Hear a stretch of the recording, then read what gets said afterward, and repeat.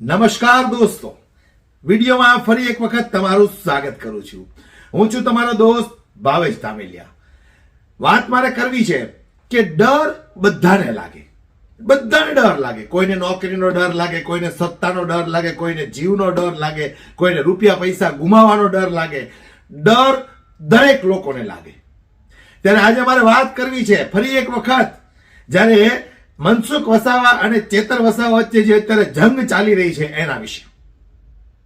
તમે લોકોએ જોયું કે ચેતર વસાવાએ કલેક્ટર પાસે જઈને ખુદ કલેક્ટરને પૂછ્યું કે ભાઈ મેં તમારી પાસે ક્યારે 75 લાખ રૂપિયા માંગ્યા, આ તમે મને જવાબ આપો.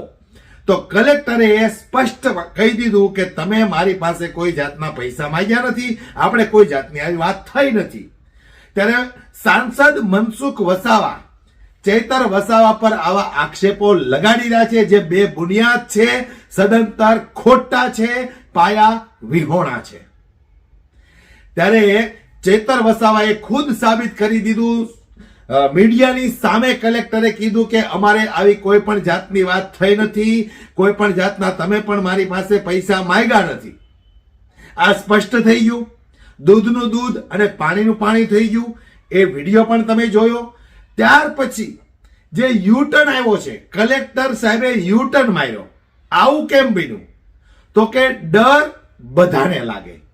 કોઈને નોકરીનો ડર લાગે, કોઈને સત્તા ગુમાવવાનો ડર લાગે, કોઈને પૈસાનો ડર લાગે, કોઈને જીવનો ડર લાગે. ત્યારે અહીંયા કલેક્ટર સાહેબને કંઈક ને કંઈક પોતાની નોકરી ગુમાવવાનો ડર લાગે એવું સ્પષ્ટ દેખાય છે. યુટર્ન માર્યો છે. વિચાર કરો તમે દોસ્તો, કેટલું પ્રેશર મારવામાં આવ્યું હશે, કેટલું પ્રેશર મારવામાં આવ્યું હશે કે 25 તારીખે કલેક્ટર સાહેબ એવું કહે છે કે કોઈ પણ જાતના 75 લાખ રૂપિયાની આપણે વાત થઈ નથી, તમે મારી પાસે માંગ્યા નથી. જ્યારે 26 તારીખે કલેક્ટર સાહેબ એવું કહે છે કે ભાઈ ચેતર વસાવા મારી પાસે આવ્યા હતા અને માંગણી કરી હતી. વિચાર કરો તમે, કોનાથી તમે બચશો? ક્યાં જઈને તમે બચશો? આ ભારતીય જનતા પાર્ટી જે ઈમાનદાર લોકો ઈમાનદારીથી કામ કરવા માંગે છે એમને પણ ઈમાનદારીથી કામ નથી કરવા દેતા, કારણ કે એમના નેતાઓની ઇજ્જત બચાવવાની છે. જે સદંતરપણે ખોટા છે, બે બુનિયાદ છે, એવા નેતાઓની ઇજ્જત બચાવવાની છે. ત્યારે આ વાતને લઈને ચેતર વસાવાએ ફરી એક વખત પ્રેસ કોન્ફરન્સ કરી અને જે ખુલાસાઓ કર્યા છે એ સમગ્ર ઘટના હું તમને દોસ્તો સંભળાવવા માંગુ છું.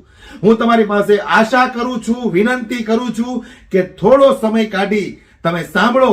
ચેતર વસાવાએ જે ખુલાસા કર્યા છે એ ખુલાસા સાંભળી અને તમને પણ એમ થશે કે ખરેખર ભારતીય જનતા પાર્ટીને વોટ આપતા પહેલા 100 વખત વિચાર કરાય અને કરાય. આવો દોસ્તો હું તમને સંભળાવું જે રીતે ચેતર વસાવાએ કલેક્ટર સાહેબે યુટર્ન માર્યો, ત્યાર પછી ચેતર વસાવાએ કયા વિભાગ દ્વારા કેટલો ખર્ચો કયા પ્રકારની કામગીરી માટે કરવામાં આવ્યો છે, જેની માહિતી મારા અધિકાર મુજબ મેં જિલ્લા સંકલન સમિતિની બેઠકમાં જિલ્લા વહીવટી તંત્ર પર માંગી, જેને લઈને મનસુખભાઈ વસાવાના પેટમાં તેલ રેડાયું. એમણે પત્રકાર પરિષદ યોજીને એમણે એવું કીધું કે ચૈતરભાઈ વસાવા ડેડિયાપાડાના ધારાસભ્ય દ્વારા માર્ગ અને મકાન વિભાગના કાર્યપાલક ઇજનેર સતીશભાઈ મોદી, જેમને ડરાવવામાં ધમકાવવામાં આવ્યા છે અને 75 લાખ રૂપિયાની માંગણી કરવામાં આવી છે. અને એ વાત એ કાર્યપાલક ઇજનેરે કલેક્ટર શ્રી નર્મદાના એસકે મોદીજીને કીધી અને એસકે મોદીજીએ અમને બોલાવીને આ વાત કરી છે. ત્યારે અમે એક પણ રૂપિયો આપવાનો થતો નથી એવું અમે જણાવ્યું છે. જેવી વાત મીડિયાના માધ્યમોથી જોતા એની ગંભીરતા સમજીને અમે કલેક્ટર શ્રી નર્મદાને મળવા માટે 24/12/2025 ના રોજ ગયા અને કલેક્ટર શ્રીએ મીડિયા મિત્રોની ઉપસ્થિતિમાં અમારી જે રજૂઆત હતી કે આનો ખુલાસો આપો, ત્યારે એમણે કીધું કે આ વાત બિલકુલ ખોટી છે. બાદમાં ગત રોજ કેટલાક મીડિયા મિત્રોએ કાર્યપાલક ઇજનેરનો સંપર્ક કર્યો. એમણે પણ કીધું કે હું તારીખ 7/12 થી રજા પર છું અને આવી કોઈ પણ જાતની રજૂઆત મેં કોઈ અધિકારીને કે કોઈ નેતાને કરી નથી. આ પ્રકરણમાં મારું નામ કઈ રીતના આવે છે એ મને સમજાતું નથી. ત્યારે આ બાબતને લઈને મનસુખભાઈ વસાવા બોખલાઈ ગયા છે અને એમણે એટલા હદ સુધી સરકારને અને ભાજપના પાર્ટીના ઉચ્ચ નેતાઓને ધમકી આપી કે હું રાજીનામું આપી દઈશ, પાર્ટી છોડી દઈશ. એટલે ઉપરથી સરકારે કલેક્ટર શ્રીને સમજાવ્યા કે ભાઈ સત્તા સામે શાણપણ સારું ના લાગે, તમે અમારી ગુજરાતમાં અને કેન્દ્રમાં સરકાર છે, અમે કહીશું એ પ્રકારે તમે આવતીકાલે બોલી દેજો. કલેક્ટર શ્રી રજા પર જવાના હતા, છતાં મનસુખભાઈને મળવા માટે એમને ઉપસ્થિત રાખવામાં આવ્યા. એક આખી વાર્તા સ્ક્રિપ્ટ તૈયાર કરવામાં આવી. મનસુખભાઈ વસાવા પોતાના મોરચા સાથે ત્યાં પહોંચે છે અને કલેક્ટર શ્રી કહે છે કે હેલિકોપ્ટર જયારે ઉડી ગયું ને હેલીપેડ પર થયેલી વાત પ્રમાણે હું તમારી વાત સાથે સહમત છું. ભાઈ, ઓફિસની અને હેલીપેડની વાત આમાં આવે ક્યાંથી? આપણે 75 લાખના તોડના તમે જે આક્ષેપ મારા પર કર્યા હતા એની ખુલાસાની વાત કલેક્ટરને કીધી હતી અને કલેક્ટરે ચોખ્ખી આ વાત ખોટી છે એવું કીધું. આજે કલેક્ટર જયારે એમને સમર્થન આપતા હોય તો તમે બંધારણીય પદ પર બેસીને બે મોડાની વાત કરો એ વ્યાજબી નથી. અમે જે માહિતી માંગી છે એ માહિતી તમે અમને આપી દો અને અમે જે ખુલાસો માંગ્યો છે એ ખુલાસો પણ દિન સાતમાં કલેક્ટર શ્રી અમને આપે. અમારા રાજકીય કારકિર્દીને નુકસાન થાય અને અમારા શાખને નુકસાન થાય એવું અમે ક્યારેય સાખી લેવાના નથી. અને જે પણ ખર્ચાઓ તમામ શાખાઓમાંથી 10 ગણા થયેલા છે એમના પર પણ અમે સીઆઈડી ની માંગ કરીએ છીએ. સીઆઈડી તપાસ કરશે તો દૂધનું દૂધ પાણીનું પાણી થઈ જશે. કોની એજન્સીઓ છે? તો મનસુખભાઈના સાથેની એજન્સીઓ હોવાના કારણે એ પોતાની શાખ બચાવવા માટે એમનું ચાલ ચરિત્ર બહાર આવી ગયું અને બચાવવા માટે છેલ્લી પાયરી પર રાજીનામા આપવા સુધી ગયા છે. ત્યારે કલેક્ટરને અમને જાણવા મળ્યું છે ઈડી સુધીની ધમકીઓ ભાજપના નેતાઓ દ્વારા મળી છે. સરકાર દ્વારા પ્રેશર કરવામાં આવ્યું છે કે સત્તાની સામે શાણપણ યોગ્ય નથી, અમે કહીએ એ પ્રકારે તમારે નિવેદન આપવાનું છે. કલેક્ટર સાહેબની મજબૂરી હું સમજી શકું છું. એનો દબાવ જે પ્રકારે કલેક્ટર સાહેબ પર નાખવામાં આવ્યો એ દબાવવશ થઈને આજે એમણે પોતાની વાત ફેરવી તોડવી પડી છે. છતાં અમે એમની મજબૂરી સમજીએ છીએ. આવનારા દિવસોમાં આ કાર્યક્રમની તમામ માહિતી અમે માંગીશું, અંદર ઉતરીને માહિતી માંગીશું અને જે પણ જવાબદારો છે એમના પર સીઆઈડીની તપાસ થાય, કાર્યવાહી થાય અને રિકવર થાય એ અમારી માંગણી છે.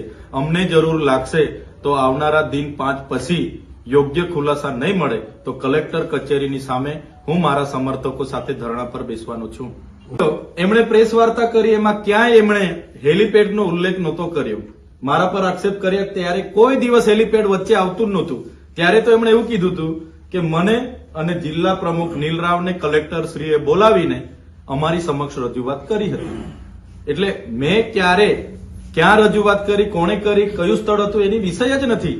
વાત 75 લાખના તોડની છે અને હવે પાછું હેલીપેડ આવે છે. એટલે ક્યાં ને ક્યાંક આખી વાર્તા ઉભી કરાવવામાં આવે છે, આખું સ્ક્રિપ્ટ તૈયાર થાય છે અને કલેક્ટર શ્રી, કાર્યપાલક ઇજનેર પર સરકાર દ્વારા દબાણ કરવામાં આવ્યું. 2 દિવસ તો એવી માહિતી છે કે મનસુખભાઈએ પોતે ફોન કરીને કલેક્ટર સાથે મા બેનની ગાળો બોલી છે. એટલે કલેક્ટરે ડરીને આજે ફેરવી તોડ્યું છે અને બે મોડાની વાત કરી છે. પણ કલેક્ટર સાહેબને કેમ છું, તમે નીડર રહો, અમે તમારી સાથે છે. તમે બંધારણીય પદ પર છો, નિડરતાથી નિષ્પક્ષ તમે નિવેદન કરો, અમે બેઠા છે. જરૂરત લાગશે આખા ગુજરાતના લોકોને અહીંયા ઉપસ્થિત કરીશું તમારા સમર્થનમાં. કોઈને ડરવાની જરૂર નથી, ઈડી ફીડીથી ડરવાની જરૂર નથી. અમે બેઠા છે અને આજે પણ તમને કેમ છું, અમે માહિતી માંગી છે, અધૂરી જ મળી છે. નહીં મળશે તો મારા અધિકાર પ્રમાણે 3જી વાર પણ હું જિલ્લા સંકલનમાં મૂકીશ. અને એટલે મને માહિતી મળવી જોઈએ અને એના પર સીબીઆઈની તપાસ થાય, સીઆઈડીની તપાસ થાય એ અમારી માંગણી છે. અને આવનારા દિવસોમાં દિન 5માં મેં જે લેખિત અરજી આપી છે એનો પણ ખુલાસો મને મળવો જોઈએ. આ મારા શાક પર પડેલી જે દાગ છે એને મિટાવવા માટે ખૂબ ગંભીર બાબતોનો આરોપ છે, તો એનો ખુલાસો થવો જોઈએ. જો ખુલાસા નથી થતા આવનારા દિવસોમાં મારા સમર્થકોના ફોન આવે છે. અંબાજીથી ઉમરગામના અમારા સમાજના આગેવાનો પૂછે છે, સાહેબ શું કરવાનું? મેં બધાને રોકી રાખ્યા છે. જરૂર જણાશે દિન 5 પછી આહવાન કરીશ મેં બધાને. અને નેત્રંગની જેમ લાખોની સંખ્યામાં મારો સમર્થક અહીંયા ઉમટશે અને કાયદો અને વ્યવસ્થા બગડશે એની જવાબદારી તંત્રની રહેશે.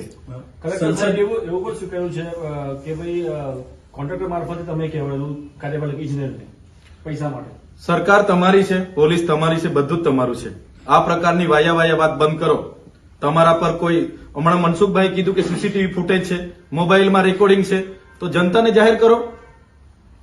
મોબાઈલમાં રેકોર્ડિંગ છે કીધું ને એમને, સીસીટીવી ફૂટેજ છે, જાહેર કરો. હું તો કેમ છું, મોબાઈલ રેકોર્ડિંગ ને સીસીટીવી ફૂટેજ જાહેર જનતાને જાહેર કરો. હું જાહેર જીવન છોડવા તૈયાર છું. હું એમના જેવી ખોખલી વાતો નથી કરતો કે રાતે રાજીનામા આપવાની વાત કરે ને બીજા દિવસે કલેક્ટરને દબાવે. કલેક્ટરને ધમકાવ્યા છે. અહીંયા ઈડીની વાત કરી છે. કલેક્ટર બિચારા ગભરાઈ ગયેલા છે. આજે રજા પર ઉતરી ગયેલા. આજે મજબૂરન એમને બેસવું પડ્યું છે. તમે જોઈ એમની રજા મંજૂર થયેલી છે છતાં એમને સરકારના દબાણથી બેસવું પડ્યું છે. એટલે કલેક્ટરની મજબૂરી હું સમજી શકું છું. સરકાર સામે શાનપણ નકામું છે પણ હું સમજી શકું છું. એટલે બિચારા કલેક્ટરને દબાવવા, ડરાવવા અને મજબૂર કરવા પડ્યા છે અને કલેક્ટરે મજબૂરન આ નિવેદન આપ્યું છે.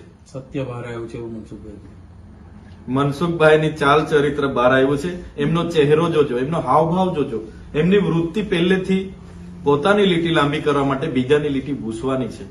તમે જોયું હશે અહીંના ધારાસભ્ય દર્શનાબેન દેશમુખ પર આક્ષેપ કર્યા, ઝઘડેના ધારાસભ્ય રીતેશભાઈ વસાવા પર આક્ષેપ કર્યા, પૂર્વ ધારાસભ્ય હર્ષદભાઈ વસાવા સામે લડાઈ હતી, શબ્દશરણ તડવી સામે લડાઈ હતી. આ જ જિલ્લાના પ્રમુખ નીલરાવને પણ ગાળો ભાંડી છે. એમની સામે પણ પડ્યા હતા. ઘનશ્યામ પટેલ સામે પડ્યા હતા.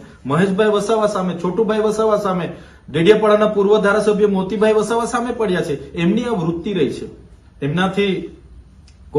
એમનાથી કોઈ આગળ જાય સહન નથી થતું.